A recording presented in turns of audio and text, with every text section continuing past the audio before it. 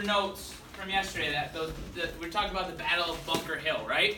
We talked about the significance. That's our question of the day, right? We usually have a quote. That was our question of the day. I know we have those 3 bullet points, okay? What we talked about is the 2 most important of those 2 bullet points. So what I did, what you're going to have the opportunity to do, is take a look at this visual that I have, okay? Has obviously anything to do with Bunker Hill, guys?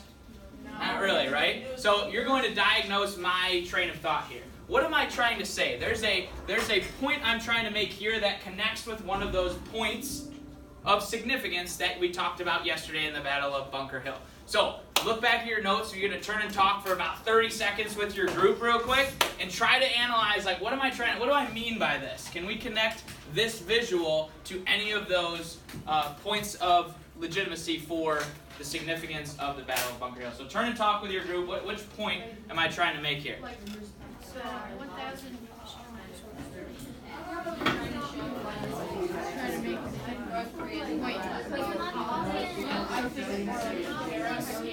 It's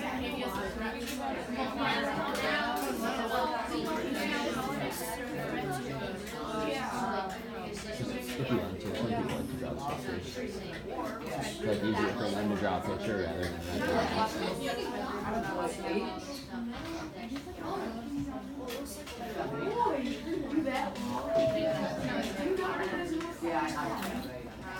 Alright, I'm hearing a lot of really good conversations.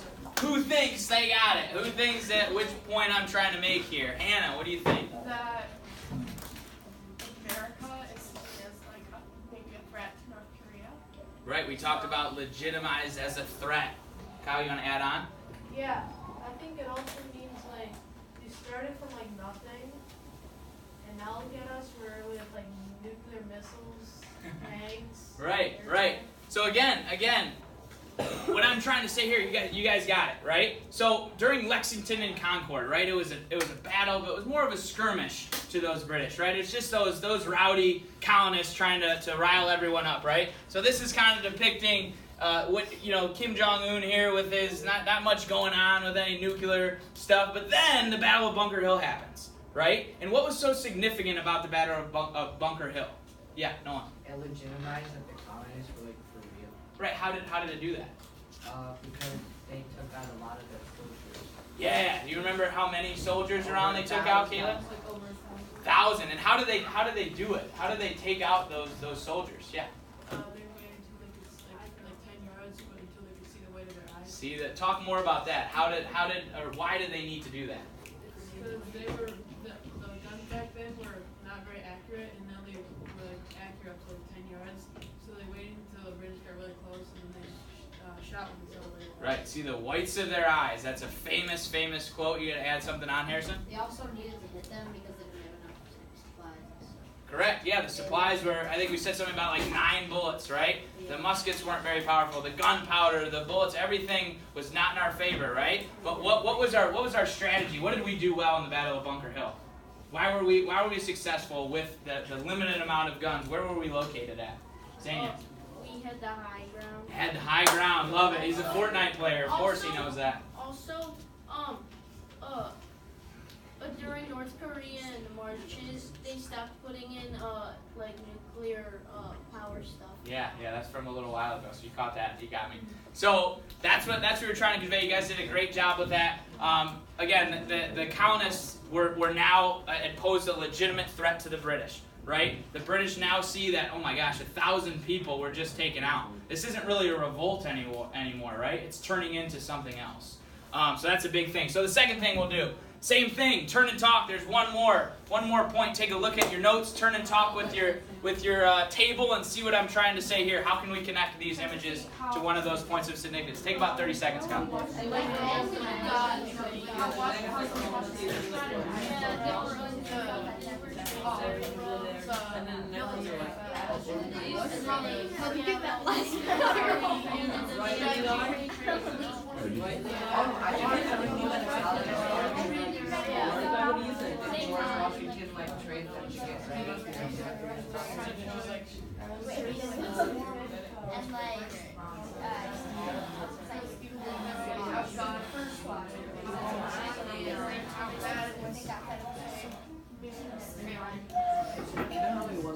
Yeah, Aaron. Hey, again, what do we think? Any new people want to speak about what they think? Back of your hand's about to shoot up. I see it. What's up? Love the sweatshirt, by the way. It's like a little militia, or militia. It's like a force to be reckoned with. Yeah, force to be reckoned with, right? So obviously, I'm trying to say here, Becca. What do we think? I'm trying to say here that this is what? Like a couple of guys. Yeah, they don't look very organized. They don't look very prepared. What about here? They look like. They look hyped. They look ready to go, right? They look organized. They look ready for battle. And a lot of that had to do with the leadership and organization afterwards that George Washington had, right? He started to train those colonists like the British soldiers, like the soldier he had been trained for after the Battle of Bunker Hill. But again, you guys got it.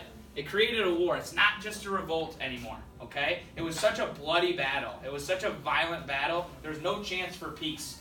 No chance for peace. So the British are like, all right, we're in it. We're in it. The Battle of Bunker Hill was so significant because of these things. So lastly, I'll ask you guys, don't need to turn and talk. Why do you think that pointing out the significance of a battle that took place 250 years ago is such an important thing? Like, what does this significance mean to you guys? Why does this matter to you? Why are we learning this? Yeah. Because it tells us about the history of our country and why we're a country. I love that. And the history nerds would say that. And like Mr. Fairchild and I, we just love learning history, and it's important to our country. What else? Why does this matter to you? Because if we are like in a war in the future, like they're expecting like newer tactics, Sure. not old tactics. Right. We need to learn from those tactics. Awesome, Cameron.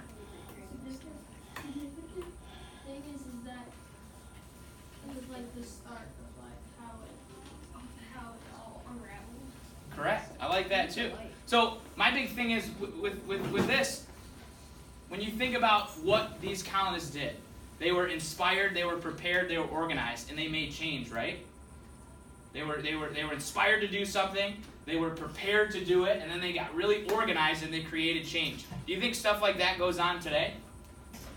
How do we produce change? We're inspired to do something, right? We're passionate about something. We got to get organized, we got to get prepared, and that's how we make change. And these colonists showed us how to do that a long time ago. And you can, we could list examples all day of things that are going on today that people are trying to produce change because of these things that we learned. So that's why it's really significant that we understand why these things are happening.